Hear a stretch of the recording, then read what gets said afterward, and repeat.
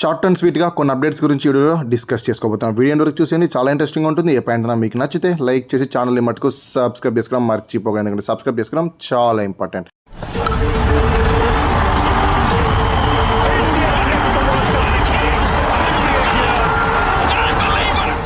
First things first, అసలు updates ఏంటి అంటే ఇటీవల కాలం తెలిసిన చాలామంది ఫాస్ట్ బౌలర్స్ ఇంజురీ కారణంగా ఐపీఎల్కి దూరం అవుతూ వస్తున్నారు. సో ఆ లిస్ట్ మరింత పెద్దదిగా మారింది. బట్ ఇందులో ఇంజురీస్ కన్నా పర్సనల్ రీజన్సే ఎక్కువ ఉన్నాయి. అందులో భాగంగా మొట్టమొదటిగా మిచెల్ స్టార్క్ విషయానికి వచ్చేసి 11.75 crores పెట్టి ఢిల్లీ క్యాపిటల్స్ వాళ్ళు దక్కించుకున్నారు కదా. బట్ అతనైతే ఇనీషియల్ ఫేజ్ ఆఫ్ ఐపీఎల్కి అందుబాటులో ఉండకుండా పోతున్నట్టు తన మేనేజర్ అయితే కన్ఫర్మ్ చేసేసాడు. దానికి గల కారణం ఏంటి అంటే వాళ్ళ క్రికెట్ ఆస్ట్రేలియా అతని కోసం ఎన్ఓసీ అయితే ఇష్యూ చేయలేదు. ప్రజెంట్ మిచెల్ స్టార్క్ ఇంజురీ ఏమీ లేకపోయినప్పటికీ అప్కమింగ్ 12 monthsలో క్లోజ్ టు 21 టెస్ట్ మ్యాచెస్ ఆడాల్సి ఉంటుంది. దాంతోపాటు ఓడే వరల్డ్ కప్ కూడా ఉంటుంది. కాబట్టి అతను వర్క్ లోడ్ మేనేజ్ చేయడానికి ప్రజెంట్ అతను రష్ తీసుకోమని అయితే క్రికెట్ ఆస్ట్రేలియా చెప్పినట్టు వార్తలు వస్తూ ఉన్నాయి. సో దానివల్ల అతను కంప్లీట్గా ఏప్రిల్ మొత్తం రష్ తీసుకొని మేలో ఐపీఎల్కి అందుబాటులోకి వస్తాడు అని కొన్ని సోర్సెస్ నుంచి కన్ఫర్మేషన్ వచ్చింది. బట్ ఫస్ట్ ఫేజ్కి రూల్డ్ అవుట్ అవుతున్నది అయితే కన్ఫర్మ్, కానీ ఎన్ని మ్యాచ్లు దూరం కాబోతున్నాడు అనేది అయితే అఫీషియల్గా కన్ఫర్మ్ కాలేదు. ఇంకొక విషయం ఏంటంటే అతను ఆల్రెడీ డిసెంబర్లో 5 టెస్ట్ మ్యాచ్లు ఆడున్నాడు ఆశీష్లో. దాని తర్వాత బిగ్ బ్యాష్ లీగ్లో కూడా బిజినెస్ ఎండ్ ఆఫ్ ది టోర్నమెంట్లో కొన్ని మ్యాచెస్ ఆడున్నాడు. సో వర్క్ లోడ్ ఎక్కువ అయిపోతా ఉందని మిడిల్లో ఒక 1.5 month గ్యాప్ తీసుకోమని క్రికెట్ ఆస్ట్రేలియా అడ్వైస్ చేసినది తెలుస్తోంది.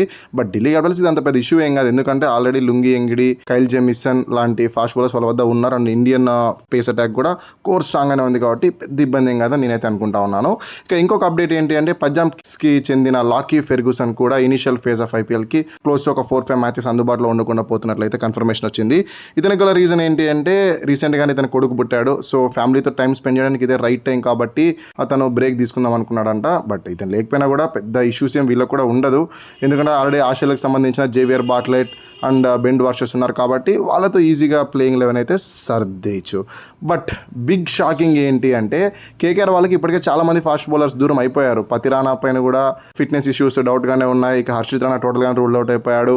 ముస్తాఫిజుర్ రెహమాన్కి బీసీసీఐ వాళ్ళు ఎన్ఓసీ ఇవ్వలేదు ఇతను వచ్చి ఐపీఎల్ ఆడడానికి. బట్ ఇప్పుడు ఈ లిస్ట్ కాస్త పెరిగి ఆకాష్ దీప్ కూడా ఫుల్ సీజన్కి దూరం అయిపోతున్నట్టు కేకేఆర్ ఆఫీషియల్స్ కన్ఫర్మ్ చేశారు. ఇంజురీ ఏంటనేది కన్ఫర్మ్ చేయలేదు కానీ బట్ మొత్తానికి ఏదో హ్యామ్స్ట్రింగ్ ఇంజురీ అంట. దానివల్ల ప్రజెంట్ అతను కేకేఆర్ క్యాంపును వీడి బీసీసీఐ సెంటర్ ఆఫ్ ఎక్సలెన్స్ అయిన బెంగళూరు అకాడమీకి అయితే వెళ్లాల్సి ఉంటుంది. అతను టోటల్గా ఐపీఎల్కి అయితే అందుబాటులో ఉండడు. అప్పుడు హర్షిత్ రాణాకే ప్రాపర్ రీప్లేస్మెంట్స్ ఏవి లేవన్నారు. మరి ఆకాష్ దీప్కైనా రీప్లేస్మెంట్స్ తీసుకుంటారా లేదా అనేసి చూడాలి. ఇప్పటికే వాళ్ళ పేస్ అటాక్ మొత్తం డ్రైన్ అయిపోయింది. వాళ్ళ వద్ద పేసర్స్ మేజర్గా ఉన్నది ఉమ్రాన్ మాలిక్, దాని తర్వాత క్యామెరన్ గ్రీన్తో పేస్ అటాక్ అందించుకోవచ్చు, కానీ ఇది మినహాయిస్తే పెద్ద చెప్పుకోదగ్గ పేసర్స్ అయితే వీళ్ళ వద్ద లేరు. మరి చూడాలి కేకేఆర్ ఈసారి ప్లేయింగ్ 11 ఎలా బిల్డ్ చేసుకుంటుందో అని. ఇక ఫైనల్ అప్డేట్ అయినా ఆర్సీబీ నువాన్ తుషార్ అప్డేట్ ఏంటి అంటే ప్రజెంట్ వీళ్ళకి కూడా ఆల్రెడీ జాష్ హెజల్వుడ్ ఇనీషియల్ ఫేజ్కి అందుబాటులో ఉన్నాడు అని తెలిసింది. బట్ అతను లేకపోయినా కూడా నువాన్ తుషారా బాగానే ఫామ్లో ఉన్నాడు. అతనితో ఇనీషియల్ మ్యాచెస్ సర్దేసుకోవచ్చు అనుకున్నాం. బట్ నువాన్ తుషారా కూడా శ్రీలంక క్రికెట్ బోర్డు అయితే ఇంకా ఎన్ఓసీ ఇవ్వలేదంట. అప్కమింగ్ వీక్లో మండే ట్యూస్డే ఫిట్నెస్ టెస్ట్ అయితే కండక్ట్ చేస్తారు.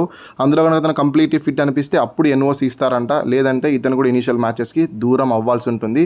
అది ఆర్సీబీని చాలా దారుణంగా హిట్ చేసింది పేస్ అటాక్ పైన. ఎందుకంటే ఒకవేళ జాష్ హెజల్వుడ్ లేకపోతే స్ట్రైట్ అవే ప్లేయింగ్ 11లోకి జేకబ్ డఫీ వస్తాడు. బట్ జేకబ్ డఫీ అంత గొప్ప ఫామ్లో లేడు కాబట్టి సెకండ్ లైన్లో ఉండేది నువాన్ తుషారా. నువాన్ తుషారా కూడా ఇంజురీ వల్ల ఏమన్నా రాకపోతే అప్పుడు జేకబ్ డఫీ పైనే నమ్ముకోవాల్సి ఉంటుంది. అది ఎంతవరకు కరెక్ట్ అవుతుంది అనేది కూడా ఆలోచించాలి. సో ఓవరాల్గా ఇవి అప్డేట్స్. ఇంకా చాలా ఇంజురీ అప్డేట్స్ అయితే చేసి ఉంచాం. వాటన్నిటి గురించి కూడా ఇక్కడ లింక్స్ ఇస్తాం, వాటిని ఒకసారి చెక్ చేసి చూడండి మా అనదర్ ఛానల్లో. సో ఇది వీడియో నెక్స్ట్ కలుసుకుందాం. అంతకు సెలవు. Thank you so much watching this video. అన్నట్టు వీడియో నచ్చితే లైక్ చేసి ఛానల్ని మటుకు సబ్స్క్రైబ్ చేసుకోవడం మర్చిపోకండి, ఎందుకంటే సబ్స్క్రైబ్ చేసుకోవడం చాలా ఇంపార్టెంట్.